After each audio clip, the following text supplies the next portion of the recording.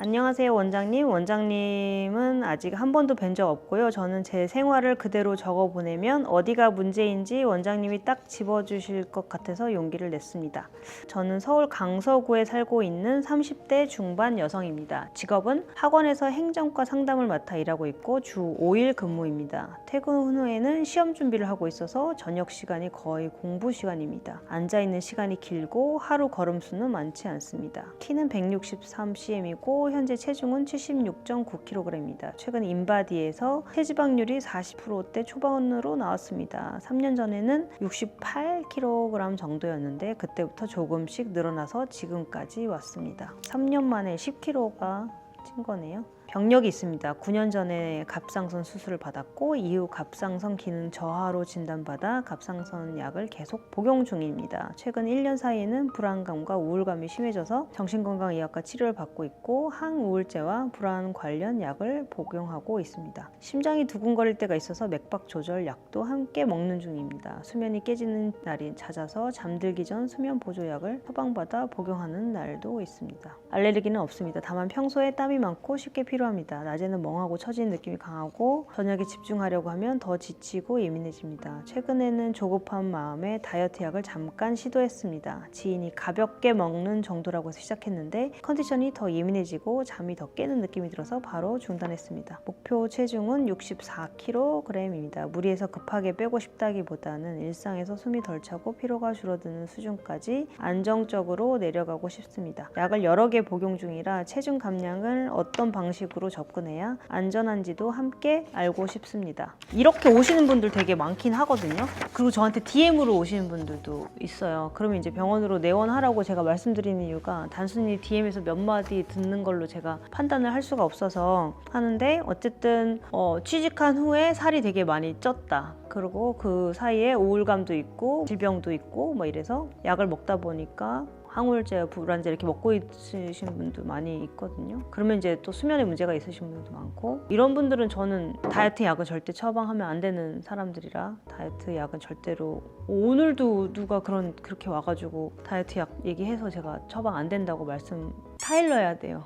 안 된다고 하면 삐지잖아. 보통 이제 내 가족이면 나는 당신한테 절대 그렇게 안 쓴다. 이게 뭐 당연히 사실이니까. 저희 가족 중에도 뭐 우울증 약을 복용하고 있는 친구가 있는데 그럼 제가 약을 쓰겠어요? 당연히 안 쓰죠. 왜냐면 더 악화돼갖고 더 힘들게 사람 만들 수 있으니까. 그러니까 무조건 정신과 약을 복용하고 계시는 분들은 다이어트 약을 안 먹는 게 좋다라고 생각하시면 돼요. 근데 이제 뭐 우울증 약을 한 10년 먹었어. 그리고 되게 증상도 되게 미미하고 별로 뭐 그래. 그 정도의 사람들은 만약에 위고비랑 마운자로 같은 애들이 너무 부담스러워. 그럴 때는 다이어트 약을 제가 아주 약한 걸 살짝 까는 정도로 쓸 수는 있죠. 그래서 저는 무조건 정신과 선생님들한테 1번 초이스를 주고 그런데 그 정신과 선생님들도 이제 환자들 계속 보다 보면 제가 어떻게 하는지를 알잖아요. 그럼 어느 순간 그 정신과 선생님도 이제 그 선생님한테 약 타드셔도 될 것 같아요 라고 말씀을 주시는 분들이 있어요. 그러면 이제 그때는 제가 되게 약하게 또 나가요. 거의 이 사람 멘탈을 하나도 안 건드리게. 아니면 웬만하면 다 정신과에서 식욕 조절제를 받으라고 하고 그 외에는 대부분 다 위고비나 마운자로로 진행을 하고 대신 위고비랑 마운자로로 다 커버가 안 될 때는 또 보조제가 추가로 나갈 수도 있고.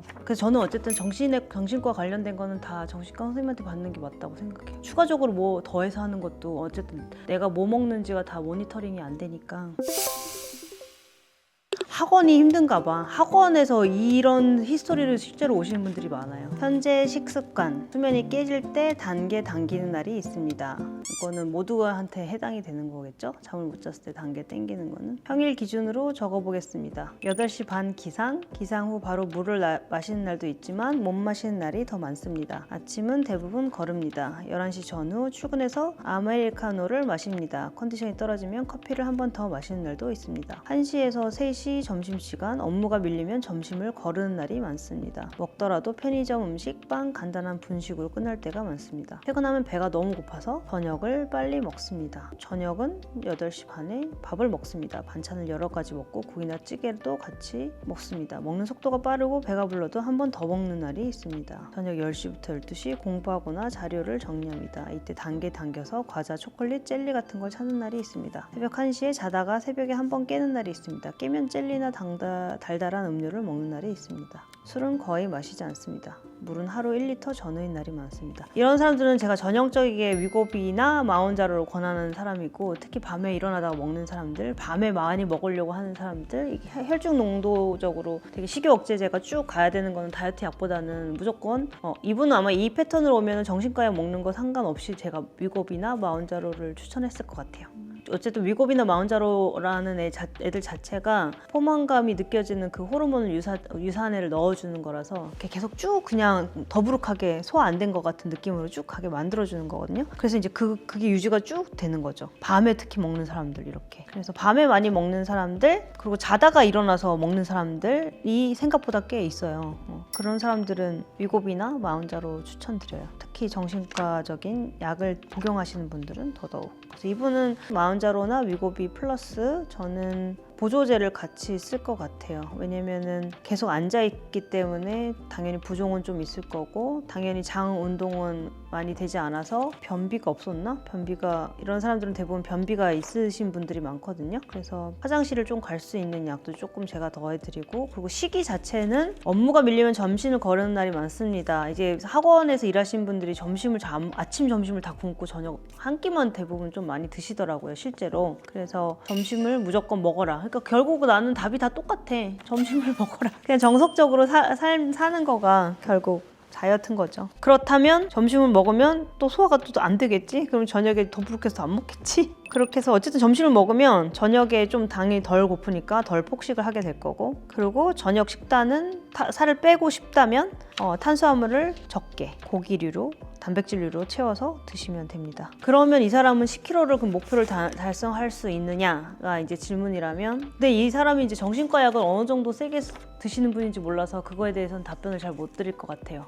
약이 또 더 입이 땡기게 하는 약이 있거든요. 그래서 어떤 약을 어떻게 드시는지, 그리고 이 사람의 멘탈의 상태가 어느 정도인지를 몰라서 10kg를 뺄 수 있을지 없을지는 잘 모르겠어요. 왜냐면 제가 지금 말하는 점심을 먹어라 이 말을 과연 지킬 수 있을지, 왜냐면 학원 강사기 때문에 실제적으로 그 되게 스트레스 로딩이 되게 많은 직군이라 맨날 학원 강사들이 오면 저는 때려쳐.